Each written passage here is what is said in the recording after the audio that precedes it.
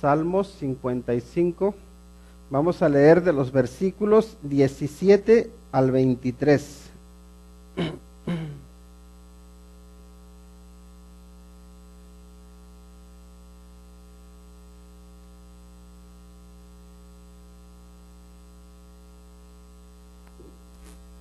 Muy bien, vamos a dar lectura a la palabra de Dios en el Salmo 55, versículos del 17 al 23. Dice la palabra de Dios: tarde y mañana y a mediodía oraré y clamaré, y Él oirá mi voz.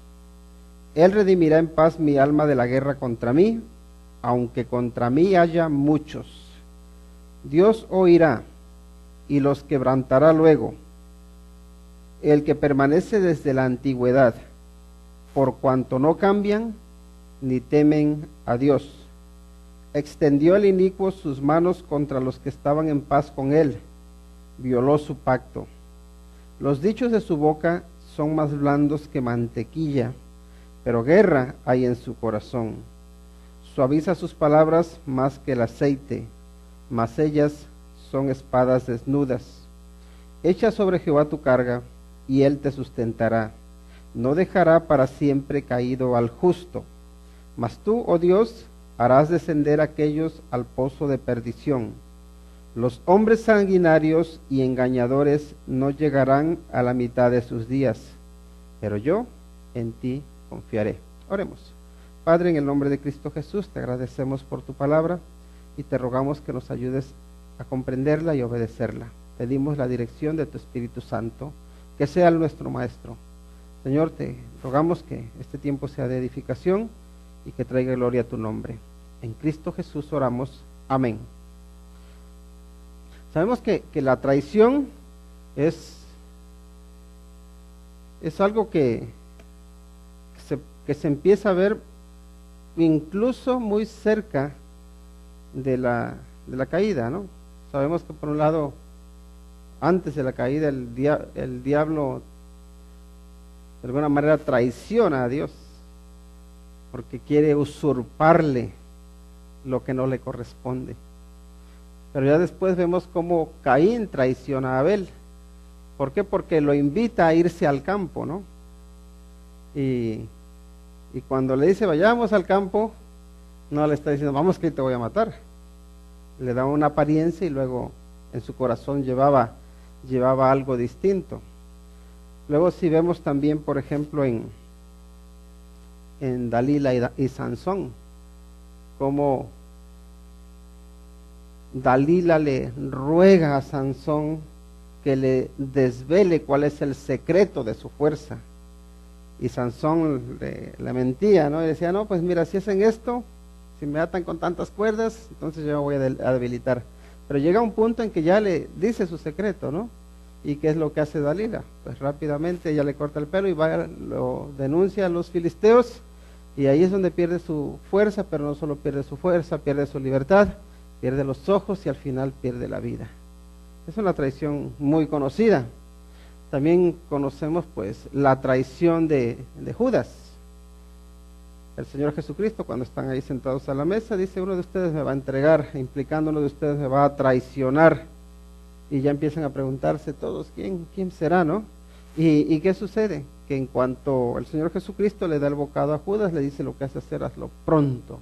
Así que sale inmediatamente y después, con un beso, entrega o traiciona al Hijo del Hombre. Entonces las traiciones están, ahí en la Biblia las vemos constantemente, pero las traiciones se dan en todas las sociedades, en todo tiempo, y quizá todos los que estamos aquí en alguna ocasión nos hemos sentido traicionados, pero también quizá en alguna ocasión otros se han sentido traicionados por nuestra causa. Luego tenemos, por ejemplo, y aquí lo que estamos viendo es que el salmista, que en este caso David, está meditando, ha compuesto un canto donde está recordando una traición. Y es una traición que le duele, que va a lo más profundo de su ser, porque es una traición que es ocasionada por uno de sus seres más queridos, en este caso es su hijo, Absalón, que le quiere usurpar el trono. Pero no solo él, sino que también su consejero Aitofel, que lo tenía ahí, con el cual iba a la casa de Dios, que lo instruía, que le aconsejaba, en quien había depositado su confianza, también lo está traicionando. Dice, aquel con el que charlábamos y hablábamos de secretos, incluso nos deleitábamos en la casa de Dios, ese me traicionó, dice. Ahora, la pregunta es esta: siendo que todos en algún momento hemos sido traicionados, o tal vez vayamos a ser traicionados, la respuesta o la pregunta es: ¿cómo debemos responder ante la traición? ¿Cómo debemos responder ante la traición? Y cómo debemos responder ante la traición, o la actitud que debemos tomar ante la traición, es clamar a Dios constantemente, con la certeza de que Dios oirá tu voz. Clama a Dios, pero constantemente. Por eso iniciamos nuestro servicio, nuestro culto, leyendo ahí en Filipenses capítulo 4, los que llegaron tarde lo siento, se lo perdieron, pero ahí es donde nos dice que por nada estéis afanosos, ¿verdad? Sino que sean conocidas vuestras peticiones delante de Dios con toda oración y ruego con acción de gracias, ¿no? Entonces en esa oración tiene que haber ruego, tiene que haber súplica, pero también tiene que haber gratitud. Ahora, la verdad es que es muy difícil tener gratitud en el corazón cuando uno ha sido traicionado, incluso cuando uno ha sido engañado. ¿Por qué? Porque lo natural, la respuesta natural del corazón ante la traición, ¿saben cuál es? El rencor y la venganza. Cuando alguien te hace algo, especialmente si era alguien en quien tú confiabas, la respuesta natural o la respuesta humana, uno es querer vengarse, y la respuesta humana también es uno amargarse. Y de hecho, pierde uno el sueño. Pierde uno el sueño. Ahora, la oración, en nuestra oración tiene que haber gratitud, porque ¿saben qué? Dios podía haber evitado que te traicionaran, pero no lo hizo. Y eso implica que tiene un propósito. Y a Dios ni siquiera la traición lo toma por sorpresa. Sabe incluso utilizar las traiciones para producir algo bueno en nuestro ser. Pero hace falta una actitud correcta ante la traición. Y miren lo que nos dice el salmista: tarde y mañana y a mediodía oraré y clamaré. ¿Y qué dice? Y Él oirá mi voz. No tiene dudas de que Dios va a escuchar su voz. ¿Por qué? Porque Dios escucha. Dios no está sordo. Y es verdad que muchas veces nosotros sentimos como que estamos abandonados, que estamos solos, que no tenemos ayuda. Pero clama a Dios, no dejes de clamar a Él.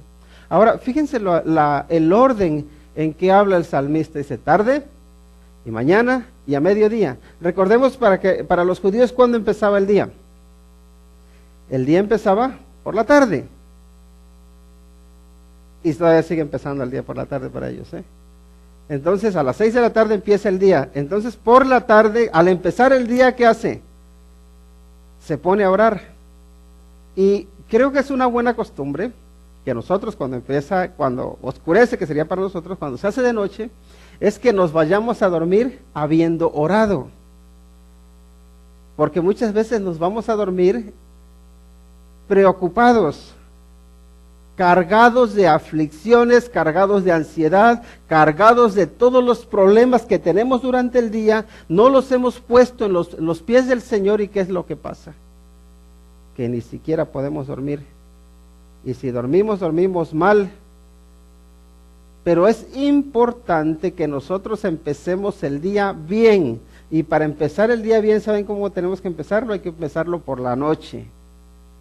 Empieza el día por la noche bien. Pero ¿saben qué es lo que hacemos nosotros? Nos creemos que tenemos que empezar bien por la mañana. Entonces nos acostamos a dormir, a veces con el enojo, con la amargura, con la ira, con el enfado, con lo que sea. Y la Biblia nos dice que no se debe poner el sol sobre nuestro enojo. No debemos dar lugar al diablo. Y ahí hay sabiduría. ¿Por qué? Porque cuando tú te vas a descansar, descansando en Cristo, descansando en Dios, vas a poder tener un mejor día. Pero cuando te vas a descansar, cargado de ansiedad, cargado de preocupaciones, cargado de amargura o lleno de rencor por la traición que has sufrido, no vas a descansar, no vamos a descansar. Al contrario, lo que nos va a pasar es que vamos a amanecer luego todos adoloridos, nos levantamos, como decimos, con el pie izquierdo. ¿Por qué? Porque no hemos descansado bien, porque las ansiedades con las que nos acostamos no se fueron por la noche, sino al contrario, aumentaron. Y más si nos la pasamos ahí dando vueltas en la cama de un lado para otro, lo hemos hecho mal. Por eso el salmista nos dice, tarde y mañana, luego dice, entonces empieza, se va a dormir orando, se levanta orando, y luego a mediodía también orando, y luego dice, oraré, y dice, y clamaré. Y ese clamar tiene que ver con intensidad, tiene que ver con emoción, tiene que ver incluso con grito, una voz fuerte, audible. Señor, que me ahogo. Cuando uno se está ahogando y empieza, que siente que no puede mantenerse en la superficie, como que dice, ayúdenme por favor. Pega un gritazo, ¿no? Y manotea uno y patalea y dice, Señor, que me ahogo. Y ya por eso los socorristas que están allí rápidamente dicen, ay, se está ahogando. Se da uno cuenta cuando alguien se está ahogando o no. Cuando yo he visto personas que se han estado ahogando, rápidamente me di cuenta. Ahora hay algunos pobres que están así boca abajo y no pueden hacer nada, nada más patalean, pero ya eso es distinto. Pero cuando uno se está ahogando, uno y grita y se desespera. ¿Por qué? Porque uno quiere llamar la atención. Y en este caso, pues uno también dice, y clamaré, dice. Pero luego lo bonito que dice, y él oirá mi voz. Oirá tu voz. Cuando ores, cuando clames, cuando vengas a él, cuando le digas, Señor, ¿sabes qué? Me traicionaron. Y no hay que llegar a Dios con hipocresías. Porque cuando nos duele, nos duele. Cuando te han herido, estás herido. Y no es malo, en este caso vamos a decir, no hay que quejarse de Dios, pero sí hay que presentar nuestras quejas delante de Dios. ¿Entendemos la diferencia? No, yo no me quejo de Dios porque sé que Dios no me falla, pero si tengo quejas se las presento a Dios. Digo, Señor, mira, esto está pasando. Presentemos nuestras peticiones al Señor con una actitud correcta, que es una actitud de oración. Luego también reconoce que a pesar de la multitud de enemigos, Dios redime el alma como en paz.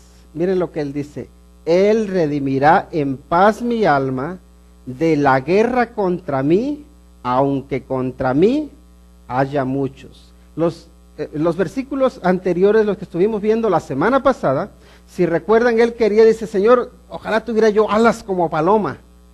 Y dice, y huiría yo al desierto, y allí tendría paz. Pero si pensamos un poco, David tenía mucha experiencia en irse al desierto. ¿Por qué? Porque Saúl, cuando lo andaba persiguiendo, uno de los lugares a donde lo persiguió fue al desierto. ¿Por qué? Porque David salió huyendo para allá, pero él cuando se encontraba en el desierto no tenía paz. De hecho, él empezó a acordarse de cuando él guiaba a la multitud hacia la casa del Señor, y él anhelaba estar en la casa de Dios. Y recordamos que estábamos leyendo que él decía que ahí en la casa de Dios, Dios lo ocultaría, ¿verdad? Pero ahora en este caso, él se da cuenta que Dios va a redimir su alma en paz. Dice, de la guerra contra mí, aunque contra mí haya muchos. Es decir, a pesar de las circunstancias, Dios me puede dar paz. Aunque yo no me pueda ir hacia el desierto, aquí donde estoy, rodeado de enemigos, Dios me puede dar paz. Aunque sean muchos los que me atacan, aunque sean muchos los que hay contra mí, Dios me puede dar paz. Y es que hay algo que debemos tener en cuenta, que la paz no es problema, la paz no es problema de otros, la paz es problema mío. La paz no me viene porque otros me ataquen o me dejen de atacar. La paz me viene, o la paz la tengo cuando yo estoy en paz con Dios. Cuando yo tengo una actitud correcta ante la persecución, ante los ataques, ante las dificultades. ¿Por qué? Porque a veces nosotros salimos huyendo de un lugar, creyendo que en otro sitio vamos a tener paz y no te encontramos la paz. ¿Por qué?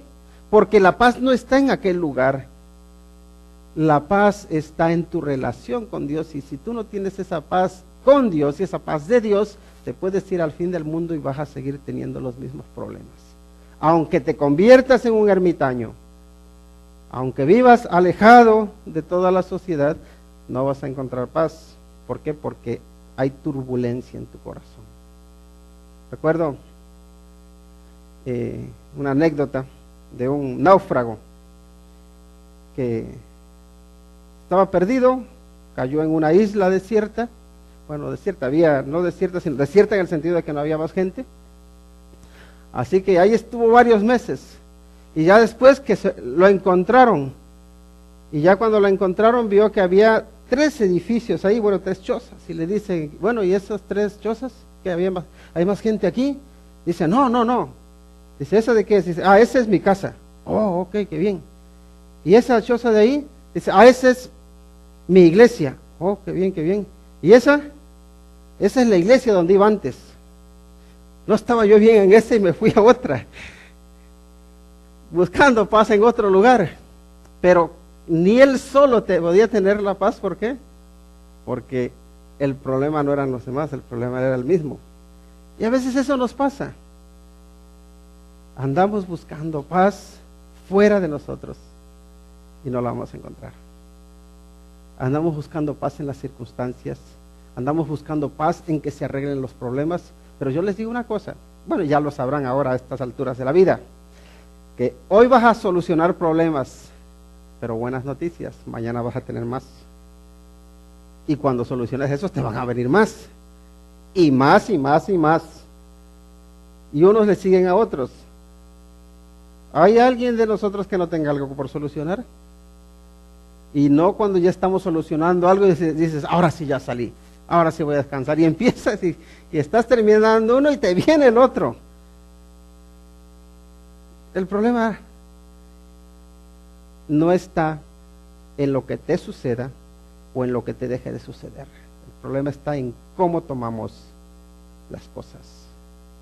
Aprendemos a tener paz en aquel que redime nuestra alma. Aprendemos a descansar en Él. No estemos en guerra con Dios, estemos en paz con Dios, que eso es lo que nos va a dar paz.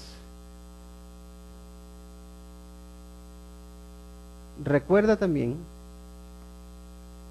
que Dios quebranta a quienes no cambian ni le temen. Ese es otro aspecto importante. A la hora de pensar en las traiciones, recuerda que Dios al final va a poner a cada uno en su sitio. A cada uno lo va a poner en su sitio. Dice, Dios oirá y los quebrantará luego, dice.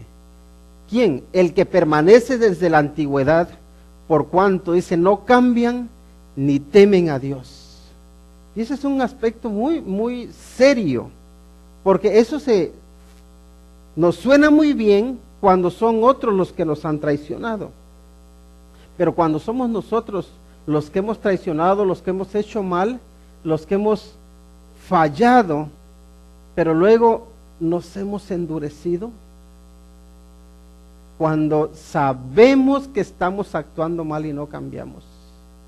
Eso es lo duro. Porque miren, si nosotros sabemos que estamos actuando mal y no cambiamos, ¿saben qué es lo que va a pasar? Dios nos va a hacer cambiar. Dios, ¿qué es lo que dice? Quebrantará. Y quebrantar tiene que ver con derribar. Así que si nosotros nos subimos en el orgullo de no querer cambiar, de que no pasa nada, Dios no hace nada, Dios no dice nada, son puros cuentos, son puras amenazas. Al final Dios te va a decir, ahora se acabaron tus cuentos y se acaban las amenazas y se acaban los pretextos. Y ¿saben qué? Dios suele tratar con nosotros de una forma, primero como que nos trata suavecito, ¿no? Nos habla con suavidad, con su palabra. Y si hacemos caso, generalmente dice, pues bien, ya nos encamina. Y ahí vamos. Pero hay veces que no hacemos caso. Entonces ya sube un poquito de intensidad, ¿no? Nos da un jaloncillo de orejas ahí. O nos grita un poco más fuerte. Y si le hacemos caso, dice, pues ya está encaminado. Pero si no, nos da otro jalón, pero aún más fuerte. Pero ¿saben qué? Hay veces que viene el quebrantamiento. El quebrantamiento total, en el que muchas veces ni siquiera salimos con vida. En el que dice el Señor, yo te llamé para que me sirvieras. ¿No lo quieres hacer? Pues voy a prescindir de ti. Y nos hace a un ladito.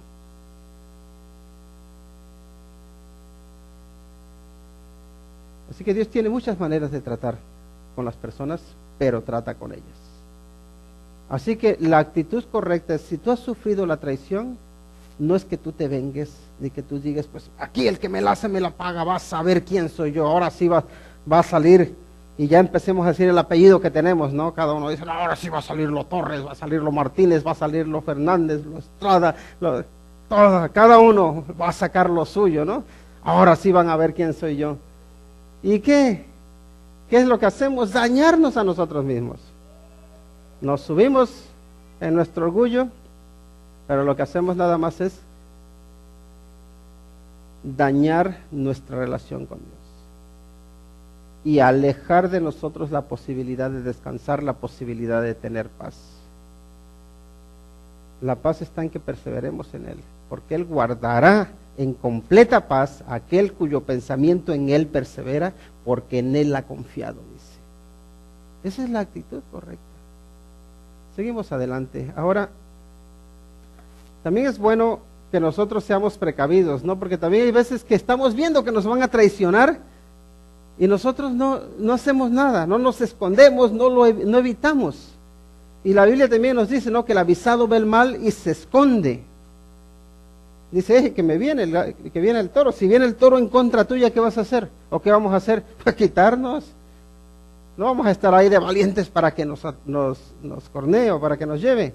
No, lo prudente es hacernos a un lado. Y a veces estamos viendo que nos viene la traición y ahí nos quedamos. Y hay que distinguir, ¿no? Y generalmente, aunque no esté escrito, generalmente nosotros, como que hay en nuestro ser vamos a llamarle un sexto sentido, hay algo que nos hace percibir cuando alguien está nada más viendo cómo puede hacerte caer. Lo sabemos, pero luego empezamos a darle vueltas, a decir, no puede ser. Y a veces cerramos nuestros ojos, pero la verdad es que yo creo que el Señor sí nos da como unos toquecitos, como que nos dice, cuidado por aquí, para que seamos precavidos.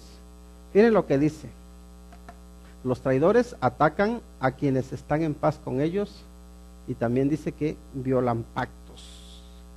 Una persona que normalmente está en paz con alguien y sin razón aparente empieza a atacarle,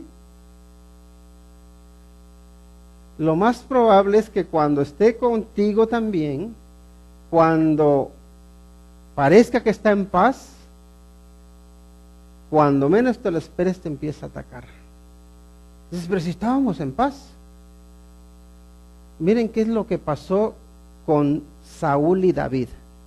Hay un momento en que sabemos que Saúl quería matar a David, ¿no? Entonces ya Jonatán, que tenía mucho aprecio por su amigo David, le dice a David, mira, yo voy a hablar con mi padre, porque esto lo que está haciendo no es correcto. Así que va Jonatán y habla con Saúl y le dice, oye, ¿por qué quieres hacer este mal?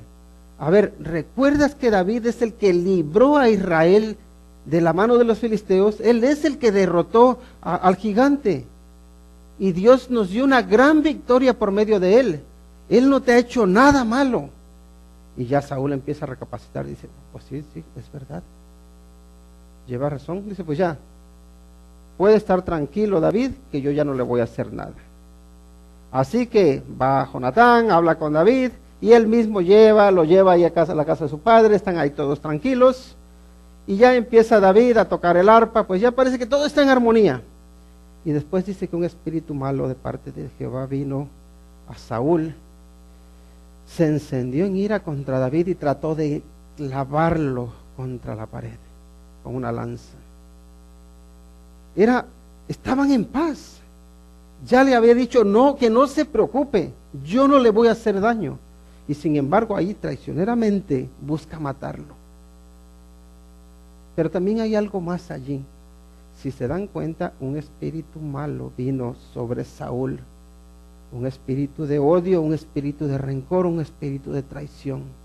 ¿No han visto que las personas que suelen ser traicioneras como que se les despierta una maldad? Y uno dice, uno no encuentra la razón del porqué de la traición. Pero si nos llevamos tan bien, si estábamos en paz, no pasaba nada malo. Y ahora, ¿por qué me hizo esto? Y es que en la traición hoy hay un componente espiritual dañino, y creo que constantemente debemos orar a Dios para que nos proteja de las traiciones. ¿Por qué? Porque ahí el amigo se levantó, extendió, amigo o aparente amigo, porque en realidad había odio en el fondo. Y luego también el cumplir con la palabra. El uno, cumplir con sus pactos, con sus compromisos. Una persona traicionera generalmente no va a cumplir con un compromiso. Cumplirá con alguno mientras que le tiene cuenta, ¿no? Pero en cuanto deja de ver que eso le pueda reportar un beneficio, no le importa. Sus pactos, sus compromisos son de pura conveniencia. No hay compromisos en los que uno dice, bueno, aunque aquí yo no me voy a beneficiar económicamente o materialmente, sé que estoy siendo de beneficio para otros, voy a seguir, voy a ir a ayudar. ¿Por qué? Porque el enfoque es personal, es el yo, el egoísmo, el yo me quiero enriquecer, el yo quiero todo para mí. Y aquí dice, el inicuo extendió sus manos contra los que estaban en paz con él, y luego dice, violó su pacto. Había hecho un compromiso y no lo cumplió. Así que si las personas, miren, el corazón fiel es fiel en lo poco y es fiel en lo mucho. Y de hecho el Señor Jesucristo nos habló, ¿no? Nos habla de que en lo poco has sido fiel, en lo mucho te pondré. Entra al gozo de tu Señor. El corazón fiel, el corazón que no es traidor, es fiel en lo muy poco, es fiel en lo mucho, es fiel en todas partes, en los detallitos. Así que ahí hay algunos distintivos que debemos tener en cuenta. Luego seguimos adelante, dice, los traidores tienen lengua engañosa. ¿Por qué? Dice, los dichos de su boca son más blandos que mantequilla. Y ya sabemos cómo es la mantequilla, cómo se escurre, ¿verdad? Y así hay a veces. Dice, pero guerra hay en su corazón. Suaviza sus palabras, dice, más que el aceite, mas ellas son espadas desnudas. Lengua engañosa, labios mentirosos. Y mucho cuidado, porque a nosotros a veces la gente que es hábil en palabras, a veces nos envuelve y nosotros nos dejamos llevar por la salamería o incluso porque nos hagan ya un cumplido. Ah, qué inteligente eres, o qué bueno eres para esto, y ya uno se les sube. Y cuando menos te das cuenta, ya te engañaron, ya te traicionaron. ¿Por qué? Porque nos dejamos llevar solamente por la fachada, por las palabras. Pero en las palabras siempre hay contenido. Uno tiene que buscar el contenido de las palabras. E incluso más allá uno tiene que buscar las intenciones por las cuales se dicen las palabras. Las intenciones que hay en el corazón, ¿no? No solamente dejarnos llevar por la apariencia, por las muchas palabras, porque la verdad es que a veces, y ahora hablando, que últimamente me ha tocado hablar más con abogados, tienen una labia buena, pero uno tiene que decir, bueno, ¿cuánta verdad hay aquí? Y a veces uno, la verdad que como no tiene uno tantas conocimiento de leyes, pues lo único que nos queda es contrastar, a ver qué dice este, qué dice el otro, qué dicen aquel, y ya podemos sacar una conclusión, ¿no? Pero muchas veces lo único que quieren es sacarte el dinero y ya, si te vi no me acuerdo, muchas veces, no te voy a decir que siempre, pero muchas veces sí. Entonces ahí es donde debemos tener cuidado, ¿no? ¿Por qué? Porque la lengua lisonjera, y normalmente hay personas que tienen mucha habilidad para mentir y para hacer que lo malo parezca bueno. Y si nosotros somos ingenuos, ahí vamos a ir detrás. ¿Y saben qué es lo que pasa? El problema está en que generalmente cuando se mezcla la mentira con la verdad, ahí es donde se hace más difícil discernir. Pero por eso es importante que tengamos principios claros basados en lo que la palabra del Señor nos dice. ¿Por qué? Porque cuando tú veas la mezcla, entonces vas a decir, esto no está de acuerdo con lo que la palabra de Dios me enseña. Entonces puedes tener una base para poder, si no refutar los argumentos, por lo menos decir, no, esto no se conforma a lo que la palabra del Señor me dice. Y ahí es donde hace falta también que nosotros busquemos en la palabra de Dios y aprendamos. ¿Por qué? Porque los traidores tienen lengua engañosa. Busca las verdades, pero también date cuenta de las mentiras. Seguimos adelante. La acción correcta cuando se es traicionado. Y bueno, ya saben, hay más cosas que uno puede ver cuando las personas son traidoras, pero ahora, ¿cuál es la actitud o qué acción es la acción correcta cuando se es traicionado? Bien, ya hemos sido traicionados. Ya te engañaron, tú creíste que te iban a hacer el bien, te hicieron el mal, te han traicionado. ¿Qué vas a hacer? ¿Vas ahora a vengarte? ¿Vas ahora a iniciar una guerra? ¿Vas a dejar de dormir por las noches?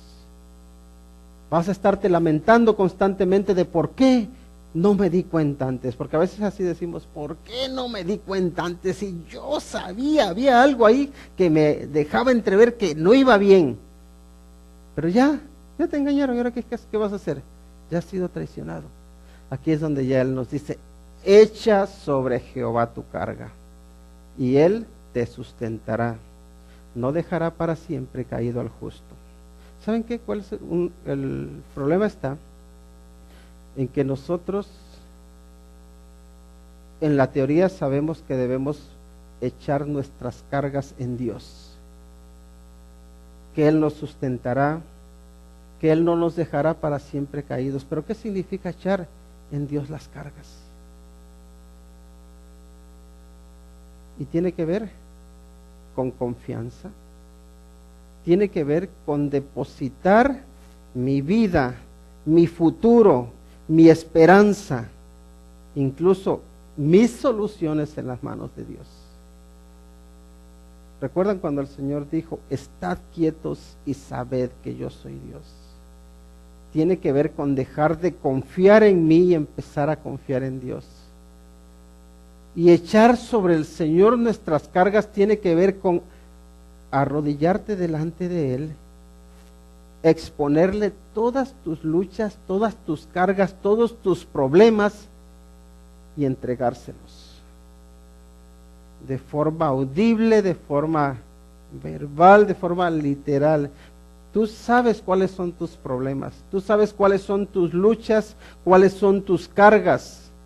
Preséntaselas al Señor, entrégaselas.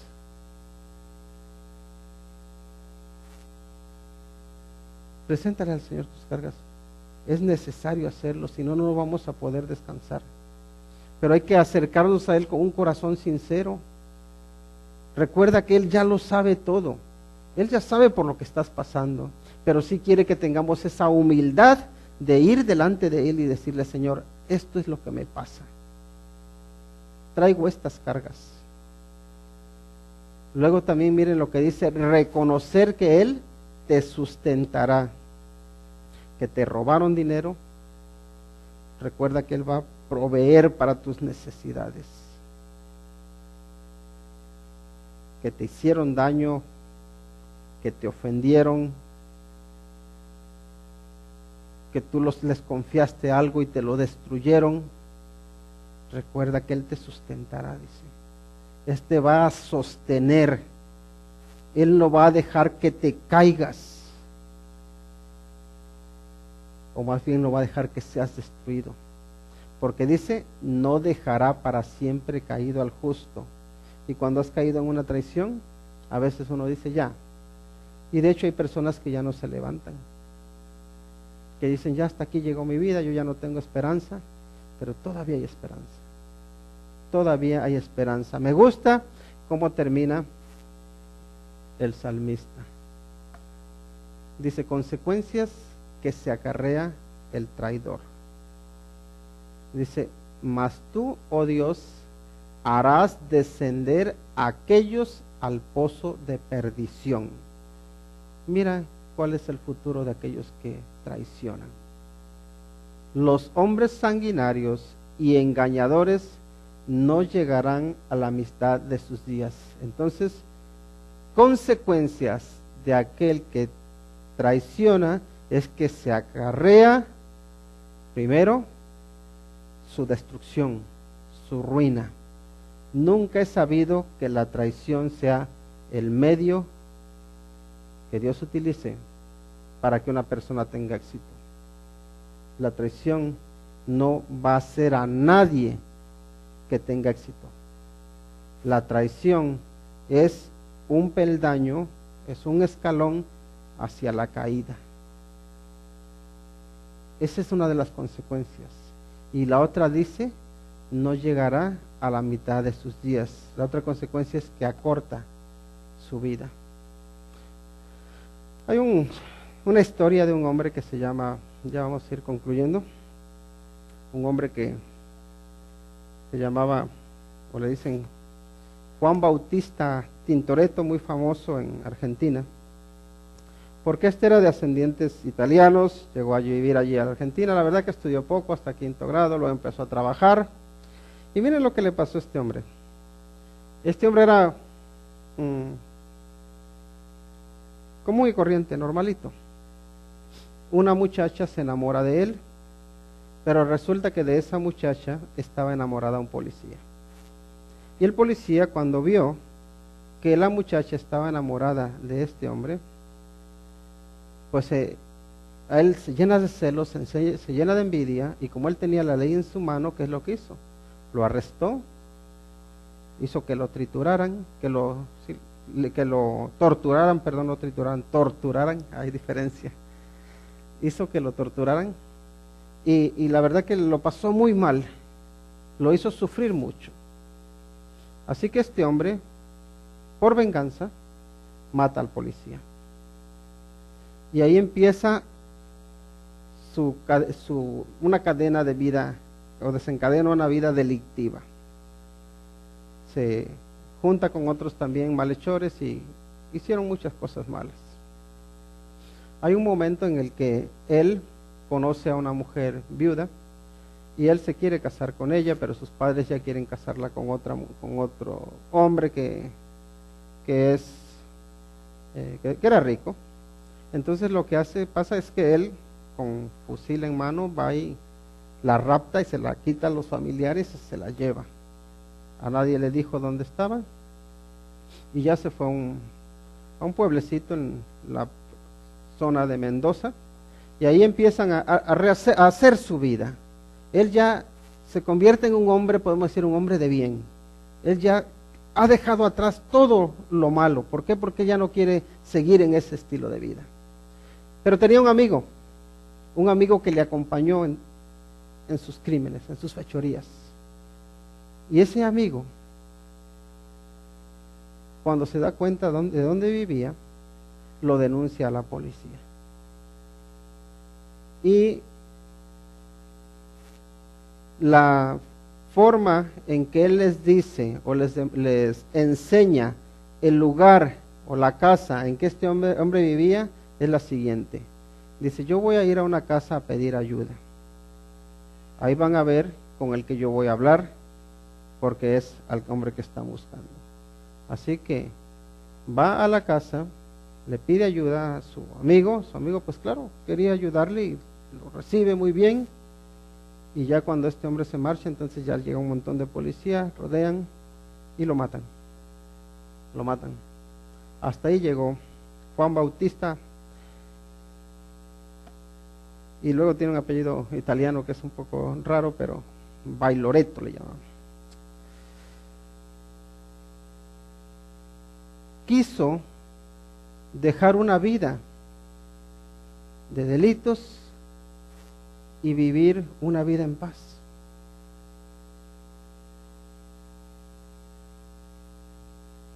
Pero tenía un amigo, falso amigo, que lo traicionó, que lo entregó, y esa amistad no lo dejó vivir en paz.